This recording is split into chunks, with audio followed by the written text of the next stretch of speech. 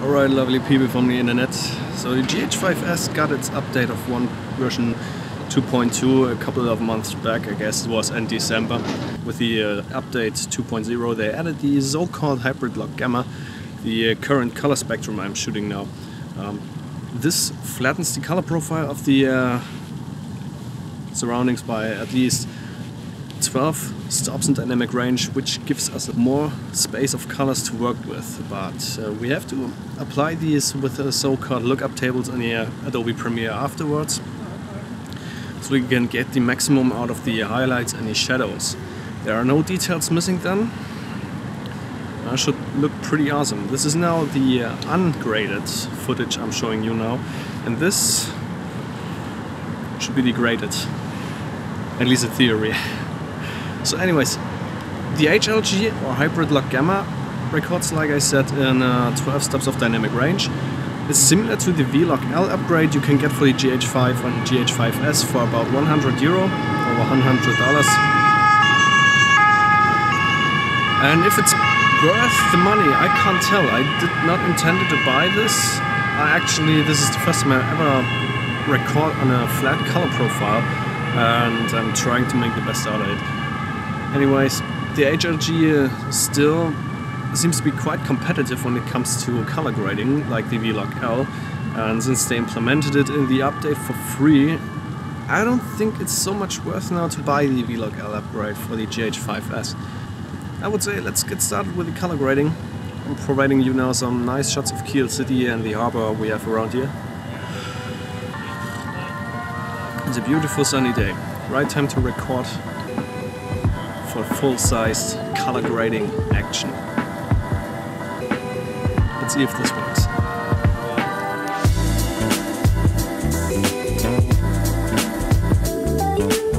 Ah, beautiful CALYXYT. On a lovely day like this, people are worryingly over happy and impressions in color and their variety are overwhelming. Just the right time to grab your camera, go outside the house and do some nicely looking footages. Graded correctly, and even this dull puddle of water in the Kieler Förde is amazingly blue and contrasty. Seeing this really invites you to jump in even with your clothes on. Who cares about 0 degrees Celsius and the smartphone in your pocket?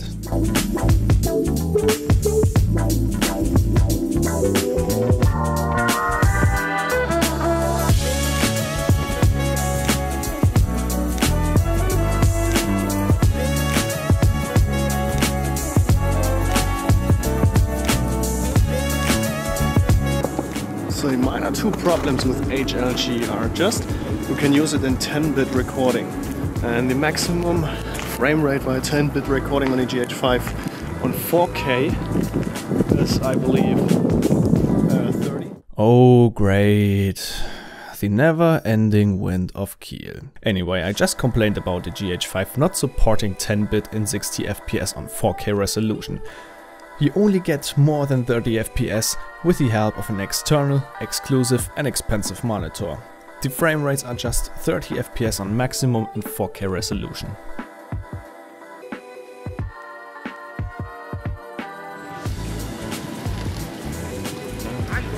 Actually, come to think of, the GH5 is capable of shooting 10-bit in 60p mode, but it's only doable when you choose the 1080p mode. Who records on 1080p anyway? 4K is the future, 4K is live. 1080p, 10-bit, 60p. It's just useful if you downscale anyway. But recording in 4K, downscale this makes it much cleaner and a much more better picture without distortion. The image is quite sharper. More pixels on 1 inch than on 1080p. In 4K. In 4K, when you record it, you can reframe the picture. You can stabilize the image afterwards in the Adobe Premiere. In 1080p, you're just left with a 1080p picture. Of course, you can shoot in 8K RAW. Get a red weapon. It's only 100,000 euros. Red weapon.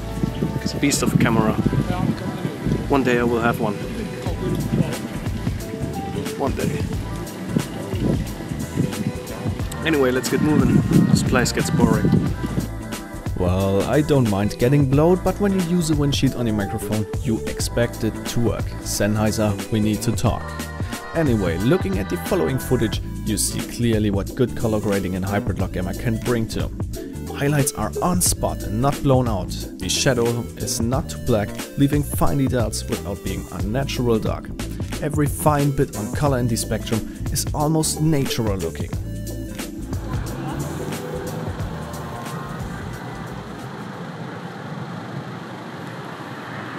Okay, when it comes to color grading, some things are very important. Orientate on the so-called ETTR, exposed to the right. The best way to do this is with the histogram. If a camera has to build an option for the histogram, just use it, and if not, just use an external monitor, which supports this kind of stuff. Also, another very recommended thing is pull in the zebras. They are marking highlights or overexposed areas. I display with zebra-like style stripes. Here's some important things you can use. If you don't have them, it's not so bad. You can always orientate on the exposure thingy on the camera down there. So like for me, it's always on plus. So I step up the aperture to 8.0.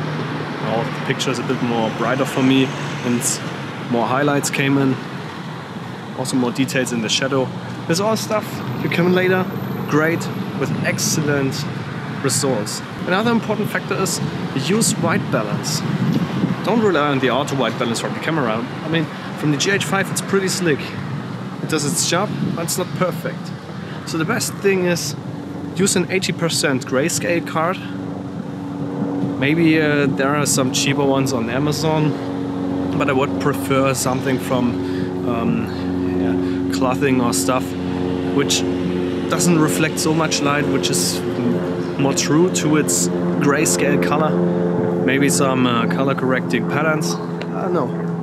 Or use a neutral white balance card. The thing is, with gray, you're always on the right side. Makes color grading perfect. The ETTR and the zebra, I got it right there on my monitor. There's a bit of science. Just a bit. It's not much science. It's just keep the right exposure, keep the right levels of white and black. White balance it out, so you get a perfect match of every scene. So you save some time in post. You know, time is money. Even in post with modern programs. Every bit of flingy color you got, you have to remove it, grade it out. Costs time. Costs money. A lot of money actually if you're in a pro business, stuff like shooting movies and documentaries.